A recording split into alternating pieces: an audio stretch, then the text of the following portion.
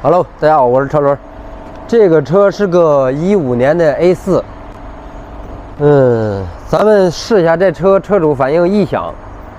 路上跑着过坎，特别是凉车啊，别管过坎还是说有时候踩刹车都会滋滋哇哇的异响。咱们去路试一下，走。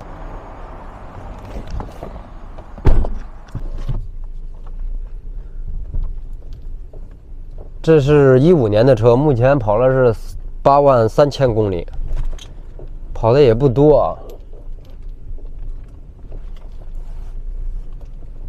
现在下坡，从我这个门店下来的这个坡上就能听见吱吱哇哇的异响，听见了吗？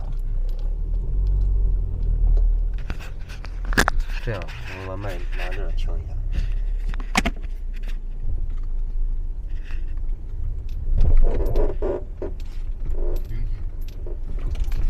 相当明显。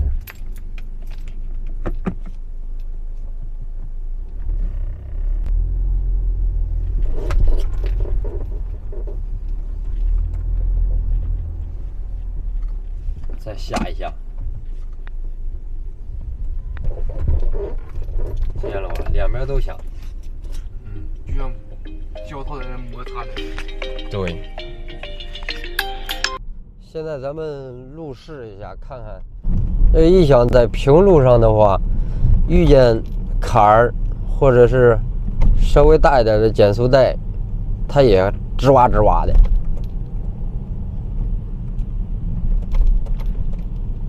我刚才听见了一声特别大的声音，就是它跑到70迈左右的时候，稍微点刹车，或者是你比方说这个平路上忽然有个缓坡，就是大的那种缓坡，整个车一上一下，那个声音才叫大呢，吱哇，就那种声音。就你30-40迈，然后点刹车打转向的时候也是吱哇吱哇响，反正都是同样的一个滋哇滋哇响，并没有说那种咯噔咯噔那种况的响啊。这个车的机脚也不太好，震动大，像奥迪自6-7万或者是8-9万公里左右的时候，这个机脚都状态都不是特别好了，已经共振。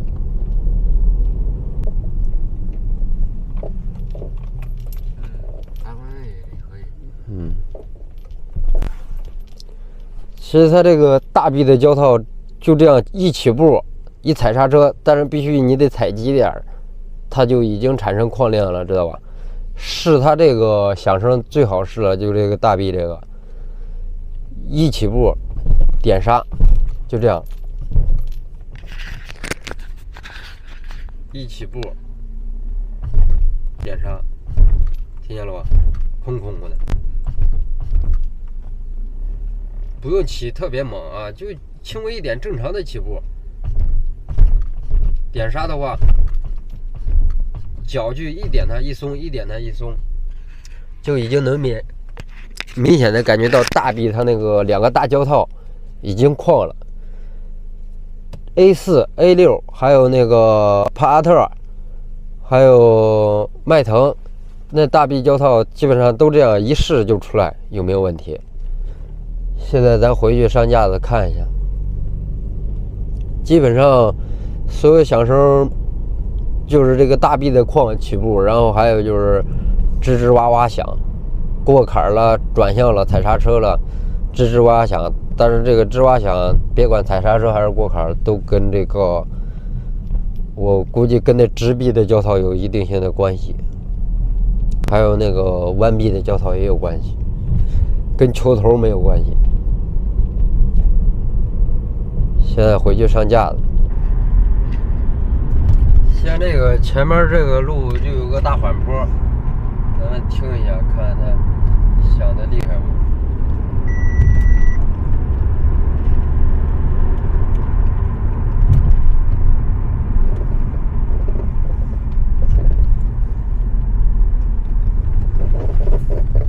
听见了吗？听见了。叽叽哇哇的。这还不够快呢，这刚才是50迈。这要是70迈的速度过那个缓坡的话，跟屎一样。你要是不知道这个毛病的话，听着还吓人呢。整个轮子也是矿啊，过坎儿就没有那个整个车的那个一体性了。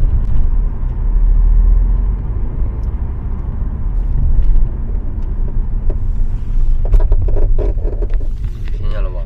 拐弯也会有，咯咯吱吱的。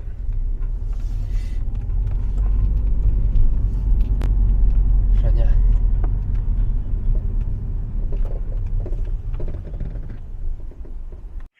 现在咱们这个已经升起来了啊，换哪几个胶套？这个是直臂的1个、2个，和这个弯臂的3个，底下就一边6个了。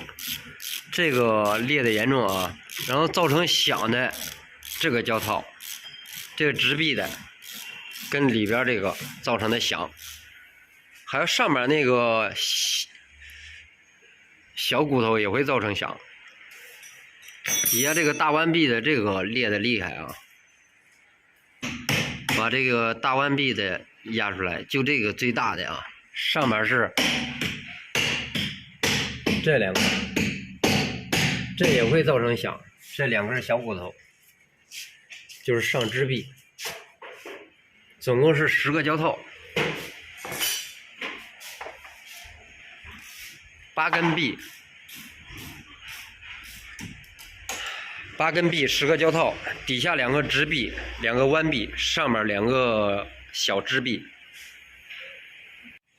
现在把整个悬挂给它整个两边的都拿掉，底下支臂连羊角、轴承整个拆掉，上面2根小支臂的螺丝断掉，底下大直臂的螺丝断掉。弯臂的螺丝断掉，把整个悬挂给它端下来。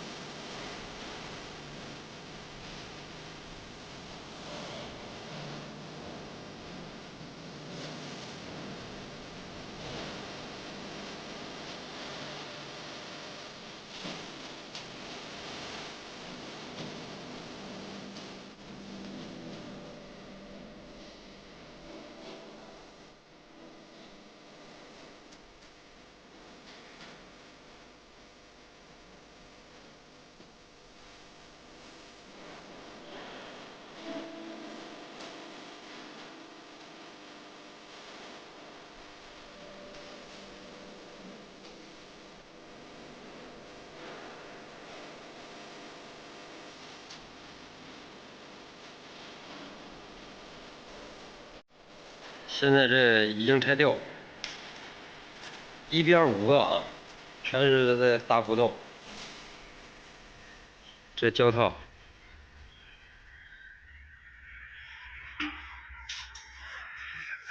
这个斜歪的严重，这是大臂的。我认为造成滋哇滋哇响的还是直臂上这2个胶套。这2个胶套，你看它跟芯儿分离了，分离了以后呢，你看这个撇多严重。它上下动的时候，就是当整个悬挂去活动的时候，过坎儿。这是一套原厂的胶套啊，这是小臂的，看一下原厂的，这是原车的臂，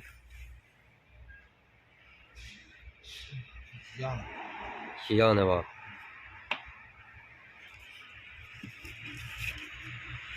这一套一共10个，这是弯臂上面的，弯臂有箭头的，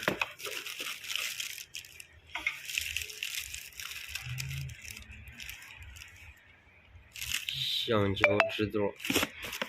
现在咱们路试一下这个车啊，因为已经换完了，咱现在简单说说换这10个套到底管不管用。就是说到底有什么感受，我先说说我的感受。接了车以后开这车的话，整个底盘慵散，就是别管给油门还是踩刹车还是过坎啊，首先那个最大的异响就是滋滋哇哇的，这个让车主受不了了啊。然后其次就是整个车停车的时候或者是急停车的时候，然后过坎的时候，整个底盘特别慵散，给人状态开着特别不舒服啊。换完以后，它的过坎了还是直路了，整体性立马就上来了啊。当然那个异响它也就没了，就是你过个坎，它感觉这个车跟底盘它是一体的。之前没换的时候，感觉这个车跟底盘要散那种感觉，不是一个状态。现在咱们试着没有任何异响就可以了，就能交车了，这个车就 OK 了。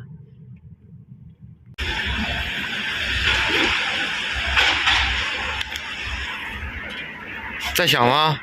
不响了。真的吗？真的，那这底盘立马一下感觉就上来了，舒服了，完全开着2个车的感觉。10个套，你说作用相当大，相当于你换了好多臂呢。直臂、弯臂、小直臂全换了嘛。